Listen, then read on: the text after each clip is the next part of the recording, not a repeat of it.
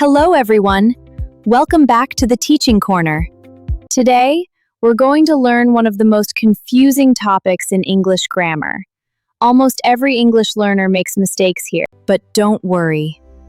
By the end of this lesson, you'll understand it clearly. First of all, what is an article? Articles are small words that come before a noun. A noun can be a person, a place, a thing, or an animal. In English, there are only three articles: a, an, and the. Let's learn when to use each one. We use a almost every day. We say a book, a teacher, a doctor, a car. But have you ever wondered why do we use a before these words? Let's understand the simple rule. First, let's understand what a is. A is an indefinite article. Now let's learn when to use it. We use a before a singular countable noun that begins with a consonant sound. But here's the most important thing to remember. Don't look at the first letter.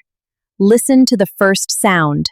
Yes, that's the secret. Remember, we choose a or an based on the sound, not the spelling.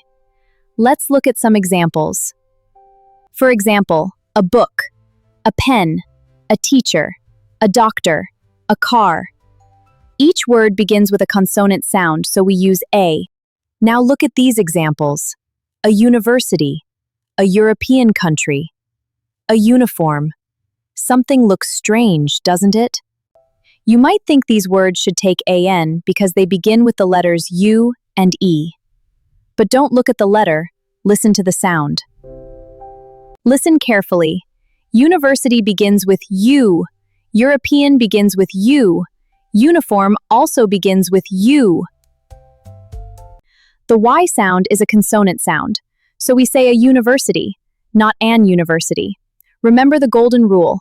Always listen to the sound, not the spelling. Great job! Now you know how to use the article a correctly. In the next lesson, we'll learn how to use the article an.